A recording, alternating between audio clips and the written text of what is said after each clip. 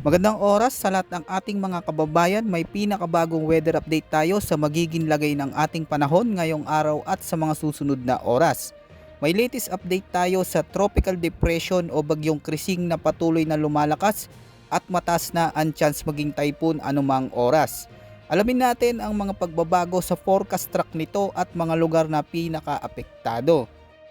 Ayon sa pinakauling datos ng Pag-asa, ang sentro ng Tropical Depression Krising ay namataan sa layong 635 kilometers sa silangan ng Birac, Catanduanes.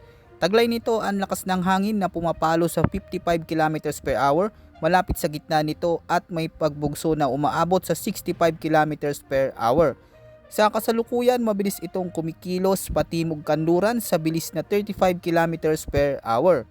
Habang patuloy na umiiral ang southwest monsoon o habagat na siya nakakaapekto ngayon sa malaking bahagi ng ating bansa, dala ang maulap na kalangitan at mga pag-ulan sa ilang lugar.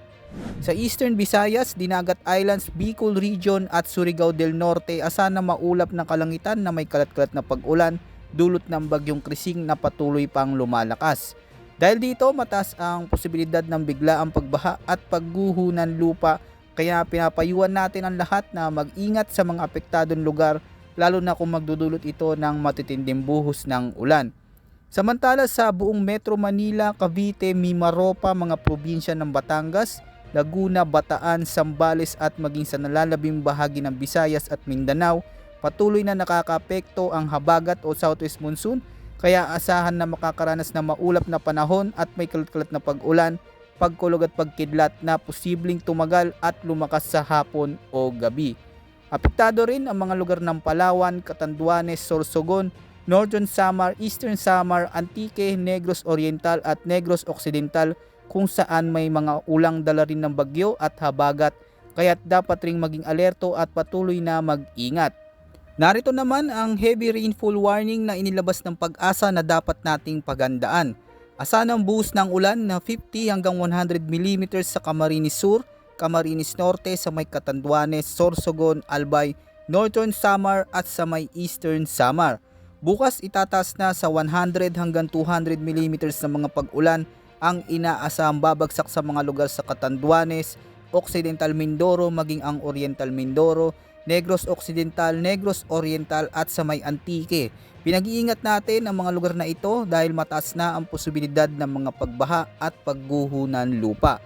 Dahil sa mabilis at patuloy na lumalakas ang bagyong Krising ay apektado rin ang Zambales, Bataan, Batangas, Cavite, maging ang buong Metro Manila, Guimaras, Romblon at sa may Zamboanga del Norte. Paalala sa mga kababayan natin na posible pang lumakas pa ang mga pag-ulan na ito sa mga mabababang lugar at mga nasa bulubunduking bahagi. Kaya maging alerto at maganda sa anumang posibleng epekto ng bagyo na ito.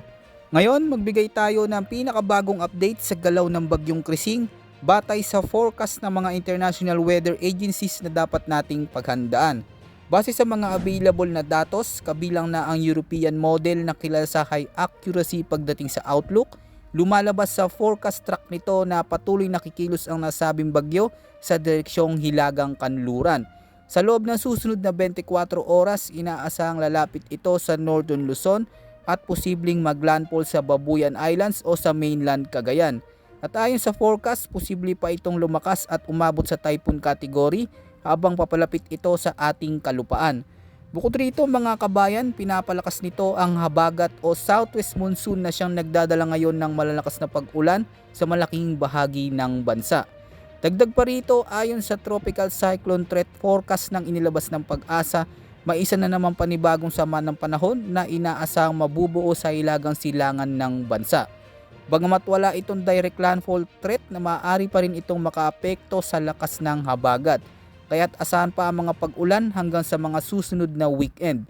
Tandaan na ang galaw ng mga bagyo ay mabilis magbago kaya't napakahalaga ng tuloy-tuloy na pagmomonitor sa mga update at pinakabagong impormasyon dito sa ating channel. Anumang pagbabago sa magiging galaw, bilis at lakas ng bagyo na ito ay maaaring magdulot ng mas malawak na epekto sa ating bansa. Kaya maghanda at maging alerto lalo na ngayong tag-ulan. Yan muna ang ating pinaka-latest weather update at ulat panahon. Ito po ang inyong weather forecast ng bansa. Maraming salamat po at ingat po sa ating lahat.